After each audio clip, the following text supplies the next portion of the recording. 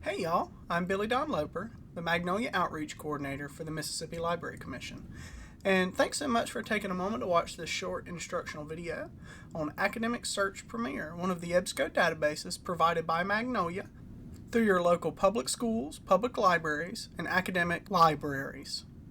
So Academic Search Premier is a general database for EBSCO's academic journal catalog. It pulls together scholarly and periodical documents on a wide range of subjects and disciplines, and it pulls them all into a single search function. So its primary benefit is allowing you to search broadly when you're not wanting to focus in on a particular set of resources. But the first thing I want to point out before we really get started is the benefits of a My EBSCO account. So if you go up here in the corner and click on My EBSCO, you'll see this area here where you can create your own My EBSCO account for free. And that contains the primary functionality of the My Dashboard area.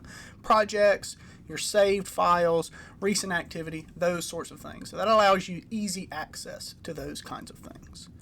The next thing I do want to point out before we really get started is to be sure you are aware of the different Boolean phrases. Now you can see them here on this graphic. You have AND, which allows you to include all results related to two different topics, OR, which allows you to include either or topics, and NOT, which allows you to exclude some aspects from a search. And we'll be making full use of these into the search examples in a moment. I just wanted to be sure that you were more aware of them. And also don't forget about these functionalities. You can filter for full text, filter for only peer-reviewed articles, and also adjust the date range for things you might be looking at. And there are also other filters which we'll go over in more detail once we do some example searches. But let's go ahead and get started with an example search showing here we're just going to do a kind of basic search to begin with. So let's search for the Mississippi River. So again, this is just a very basic search and an example search. This would work with any topic. So you'll see here the primary search results, so showing book reviews, periodicals, and peer-reviewed academic journals. But let's filter that down a little bit. So let's say we want to specify our search sum and use one of those Boolean phrases. So here's Mississippi River and Mississippi History, which will filter our search results down and provide a better categorization of what we're looking for. And now we are pulled into only articles about the Mississippi River and how it relates to Mississippi's history. But let's kind of step back and take a look at a different example topic, this one being geology, which is kind of a different side of the Mississippi River. And here you'll see articles about the Mississippi River's geology. But let's say we're specifically not wanting topics about the river's biology. So you can say not biology, and that'll pull those out, filtering it down a little bit differently. And don't forget, you can filter for full text. You can filter for peer-reviewed articles. So all you have to do is click this here and it pulls out only the peer-reviewed academic journals. And if you click this where it says all time, you'll see that allows you to specify the timeline or the most recent publication of the article.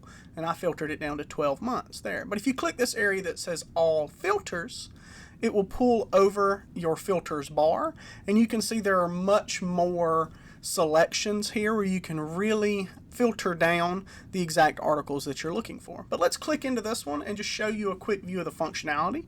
Of course, you can click download and it will allow you to download it either as a PDF or an HTML. This one is full text. Or you can download the metadata. You can also save it. You can click this button here, which will pull up a citation machine. You can adjust for different citation guidelines, and there is your full citation. And then, of course, you can save it to your different projects, which we'll do here. And I'm going to save it to this example project, and we'll go over that right now. So if you go over here to your My Dashboard area, you'll see these different options. So we're going to click into Saved, and you'll see here it's under My Saved along with another example article. Then if we click into projects, you'll see your saved projects. Here's my example project. There are the same articles saved there. So that's kind of the new version of EBSCO's old folder system, and it's a great way to organize your research. So that's a quick overview of Academic Search Premier. Like I said earlier, it is just a general database for EBSCO's academic journal catalog, and it pulls together scholarly and periodical documents on a wide range of subjects and disciplines.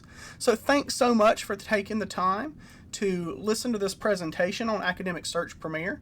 Be sure that you know that there are a host of other useful databases within Magnolia, some of them functioning exactly like Academic Search Premier, but filtered down to a more specific topic. So be sure to take some time, explore Magnolia, and see if you can find any resources that you think are really useful for your purposes.